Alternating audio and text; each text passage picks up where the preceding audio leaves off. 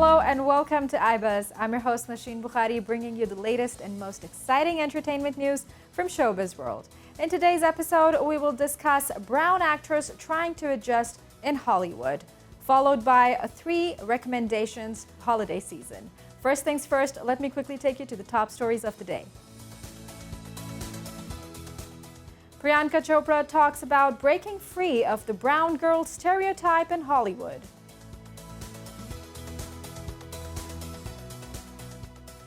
Bono's son and his band top UK chart with debut album.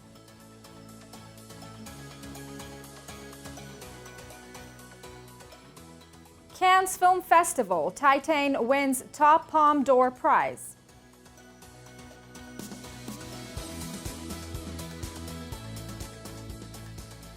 Bridgerton suspends production indefinitely after COVID outbreak on set.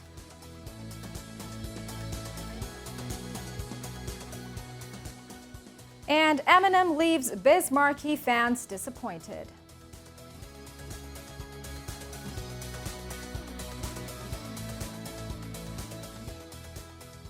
And now moving to our top story of the day. Priyanka Chopra is shedding light on how she managed to keep stereotypical roles at bay when she first entered the Hollywood industry. To discuss this further, we are joined by entertainment journalist Liam Heffernan. Liam, welcome to the show. Thank you. So now we all know that even it is 2021, and although times have changed, but seems like there is still a struggle phase for people of color working in Hollywood, especially on screen. What are your thoughts on that? Well, yeah, absolutely. I think the issue isn't even just with people of color. I think it's with every ethnic minority. Even just women struggle to really break through sometimes in Hollywood. I think it says an awful lot when it was only within the last decade that any Hollywood franchise had just a single female lead promoting the film, and that was The Hunger Games. And that was a white woman as well. So I think Priyanka Chopra, her comments are unfortunate, but certainly not surprising. It's a huge challenge for any non-white, non-male person to break into the industry. Right. And the Hollywood normal seems to be very different. Priyanka Chopra expressed that she had to play more ethnically ambiguous parts initially. After a few years when people were like, okay, she's not that different, only then she could demand roles where her ethnicity popped. Does that mean one has to go through a process in order to be accepted in that environment? Yeah, I think it's a really difficult one for anyone to juggle. I think actors, when you enter Hollywood, and this is I guess true for anyone. As soon as you do one particular role, when you play one type really well, you do get typecast. So I think particularly that issue is compounded significantly with non-white actors, because you're often cast because your character is the Indian one, or the black one, or the gay one, and I think that's a real challenge. And I think Priyanka Chopra has obviously very deliberately gone into Hollywood and been a lot pickier with the roles that she's taken. And I think that's an incredible example to set. When she goes in and her first big Hollywood role was Baywatch. Okay, the film itself wasn't very critically acclaimed, but I think it was a big step for her and for all people of color that she went in and she didn't play the Indian one, she played the love interest. Yes. And then a couple of years later in Isn't It Romantic, she didn't play the Indian one, she played the model. And I think that's a really big step.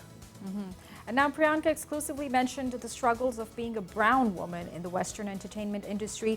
And we see that Southeast Asian actors have not been that much celebrated as compared to other Asian actors, like Jackie Chan and, actors from Far East. There seems to be a geographic division here. What do you say about that? Yeah, and I think that's just maybe historical trends in Hollywood.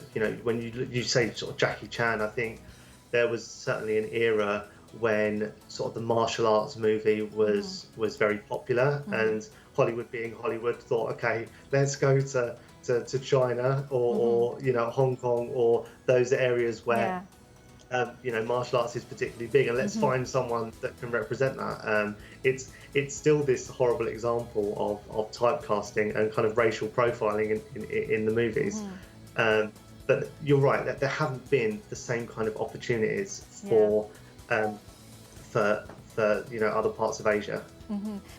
Now, Liam, Priyanka told that she demanded to play roles that were not specific boxes. Otherwise, filmmakers probably would not care about this aspect, just the way we saw Kumail Nanjiani portraying as a Bollywood superstar in a recent trailer of Marvel's Eternal.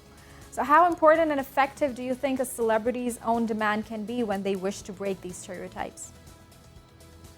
It's a really fine balancing act, because I think when you're a celebrity and people expect a certain thing from you, your brand is almost defined by what people want from you, and if you don't deliver that, then you can fall out of favor. So that's not to say that Priyanka should play to type.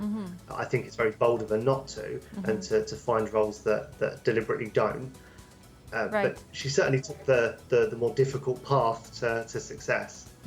Right. And do you think what Priyanka or other Southeast Asian celebrities had to go through is because of lack of understanding of how diversity works, and it's not only about adding a person from a certain ethnic background in the project, it's more than that?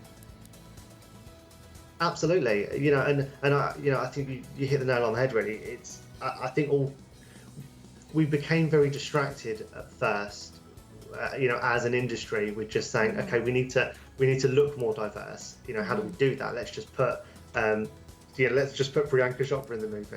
That will do the trick. But that's not the case. If you want true diversity and true kind of representation in film, it's about having that perspective and those voices inputting into that film or that TV show from day one behind the camera. Because otherwise you could just have an Indian character, for instance, written by a white man, and it just becomes a caricature, and that's what's happened all too often over the years. Right. And on the contrary, there seems to be an understanding that revolves around cultural representation when it comes to giving characters to certain actors with different ethnicities, which seems to be slightly upsetting at times for them. But don't you think this causes a bit of confusion here? I mean, at one point, some of the celebrities are asking for cultural representation. Some of them are even blamed for cultural inappropriation. And then some of them are, asking or demanding for roles out of the box. So what is this confusion here? I think, I think it all stems from a good place, from a place of everyone wanting to try and be more sensitive and more appropriate, and try and create that better representation in the industry. I think how we go about that is often disputed. I think there are instances of people say, for instance, the last couple of years, black or particularly like trans characters, there's shouts for those characters to be played by black or trans individuals, and that's certainly very valid, because why create a golden opportunity to create parts and allow those people into the industry? I say those people, that's very reductive, but from a very white male industry, you've created an opportunity for someone to represent themselves in a very accurate, very layered way. Why wouldn't you do that?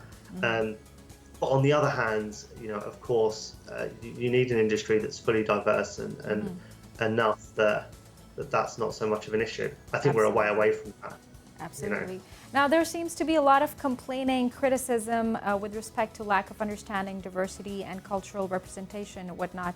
There still seems to be a lot of room for, reforms and corrections. But what solid steps do you expect should be taken to turn the entertainment industry even friendlier for people of color? I think the big thing to address, and it is a work in progress, I think it is happening, is creating role models and examples in the industry. I think being the first is always the hardest, and I think when you look at organisations like the Academy, they're taking very concrete steps to increase their membership and their voters so that more films, a more diverse slate of films are recognised at the awards. I think it's about cinemas giving more screen time to films that aren't just big box office fodder.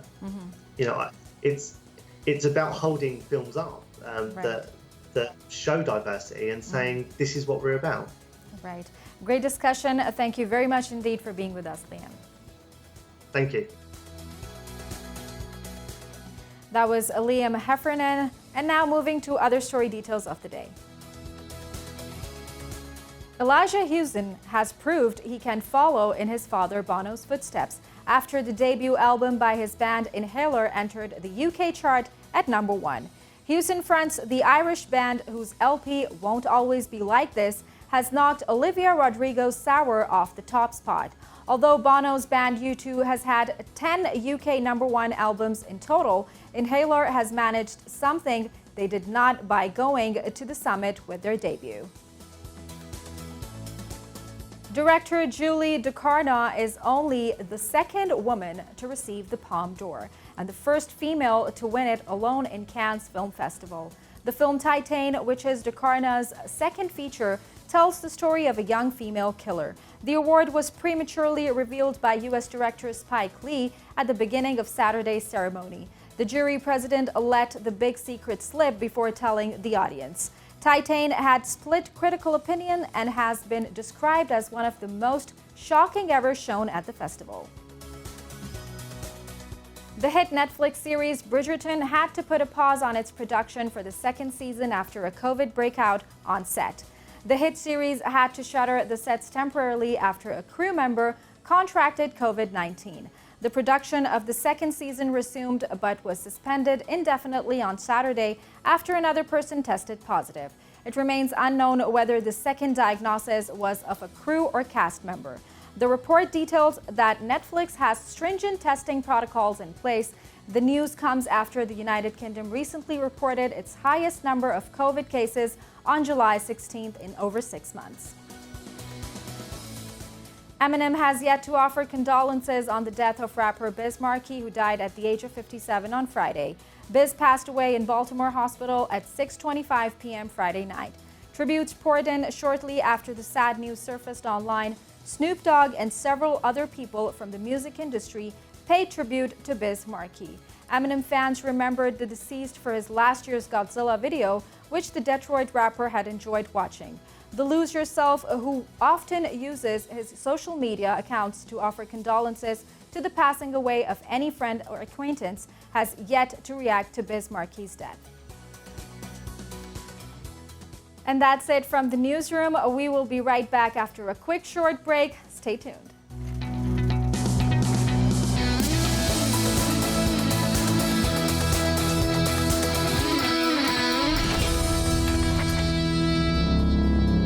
Welcome back.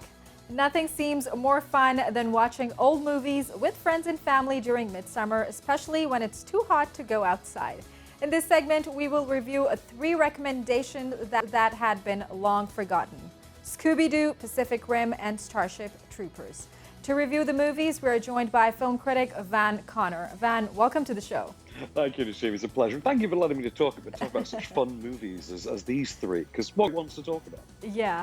So starting with Scooby Doo, we're not mad, of course, but we have questions. Scooby Doo was amazing as cartoons, but the movie, unfortunately, was not loved as much as the cartoons. Being a film critic, how would you decode the reasons? I think it's a movie that is very much ahead of its time and misses. You remember Scooby Doo came out in 2002. Yes. Its director, Roger Gosnell, was just coming off of having directed 2 big hits. He directed Never Been Kissed and Big Mama's House, which were pretty decent, hits. It had a very young screenwriter who was an unknown commodity at the time by the name of James Gunn, who kept trying to crowbar subtle, very adult references into the script, and they would remove them. And eventually he would manage to slip one or 1, 2, 3. And he's someone that would become known for Guardians of the Galaxy and this month's The Suicide Squad reboot. Very huge name now. But if you go back and you watch that first Scooby Doo movie now, you can absolutely see that very biting, very horror-friendly talent that's just desperately trying to emerge from this, I think, quite clever and very meta film. Right. Do you think that it was underrated? I mean, because it had cast like Freddie Prinze Jr., Matthew Lillard, Atkinson, but still it could not, go to that level where it had to be or it deserved to be. So do you think it was underrated and the movie itself was not that bad? I think it was hugely underrated. First of all, if you go and you try to cast the Scooby Gang, the Mystery Inc. gang now, you will never get it as right as they did with this. Linda Cardellini as Velma is just note perfect, 100% A-grade casting. Freddie Prinze Jr. as Fred Rogers, it works so well. We didn't think it would, but it does. Even Sarah Michelle Gellar as Daphne. But of course, it's all about Matthew Lillard. Matthew Lillard, now is a middle-aged character actor on things like Good Girls on TV, but he was so perfect in Scooby Doo, known largely at the time for things like She's All That and the Scream movies, obviously, as well. And the resemblance was uncanny between the cartoon characters and the characters that are played in the movie. It was amazing. I think they're quite nicely updated as well. I think they do sort of 2002-ize their look. They sort of bring them into the Sugar Ray, what I would refer to as the Sugar Ray era, because Sugar Ray actually do cameo. If you remember the band Sugar Ray, do actually cameo in the film as themselves in just this weirdly brilliant sort of moment of patronizing teen pandering, which I really love, because that is what the movie is about how pop culture brainwashes teenagers. One of the few films at the time that did this. Josie and the Pussycats was another great example of a Hanna-Barbera animated property doing the same kind of thing. Right. To some critics, this movie is somewhere between a live-action cartoon that's much too scary for the kids and a Saturday Night Live sketch that goes on too long for most teens. That's what you get when you try to reach both younger and older audiences. What is your take on that? I disagree entirely. First of all, I think it's actually very possible to reach both older and younger audiences alike. And I think literally look at the cinema of Dwayne Johnson. It's entirely crafted around the concept of reaching old and young alike. I think with Scooby Doo, there is a certain level of sniffiness to it, especially critically. It's not a criticism that's changed over the years either, not even in a revisionist sense with the subsequent success of James Gunn. Right. And now moving to our next movie, Pacific Rim, which is declared to be too loud and action-packed mixed version of Godzilla meets Transformers. What do you think about that? I think Godzilla and Transformers, I can sort of, I think it's a bit lazy, of a lazy comparison. I would have gone with Top Gun meets Power Rangers. Wow. It seems to be the more adequate one, because it is basically the exact plot of Power Rangers, but played as if it's as serious as Top Gun. And just loud, crashy, kaiju smashing fun from, visionary director Guillermo del Toro. I know they throw that term around a lot now. You don't see a DC trailer without visionary director Zack Snyder written on it, which is being very loose with that term. But, Guillermo del Toro really is. You look at films he's made, look at Pan's Labyrinth, you look, of course, the best picture winning The Shape of Water, and think, if that man's going to make Top Gun meets Power Rangers, that's something worth seeing. Yeah, and probably one of the best movies of its own category, if not the best. Toro is an amazing director, and you clearly can see how much heart and brain he puts into his movies. About Pacific Rim, how engaging do you think the story seems to be? I absolutely do. I mean, it's one of those movies. I love Pacific Rim, in spite of the fact that its lead actor is terrible in it. And he's carried by a pretty game supporting cast. I like Charlie Hunnam as an actor, as a personality, generally quite a bit. He is not a shining star in Pacific Rim, however. It is his supporting cast who are. It is Charlie Day, it is Bern Gorman. It is particularly Idris Elba who gets one of the rousing speeches of all disaster movies. He gets one that rivals Independence Day in this. If you just name drop Pacific Rim to people, one of the first things they will say is, we are cancelling the apocalypse. And visuals will have to be this film's calling cards, according to some critics. What do you have to say about that? I would say that those critics need to get out more and develop a sense of humor, because I had a blast with it. Like, are you talking in favor, or like this was yet another joke to you?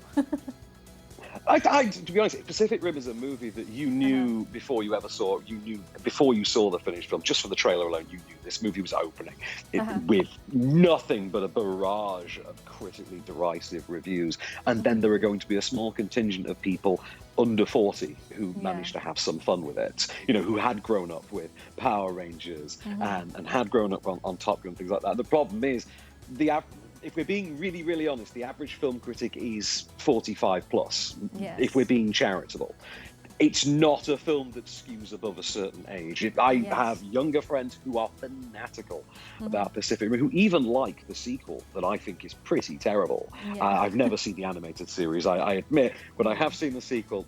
Not a great one, although still arguably better than Independence Day 2. There are 4 more parts released after that. There are like 5 in total.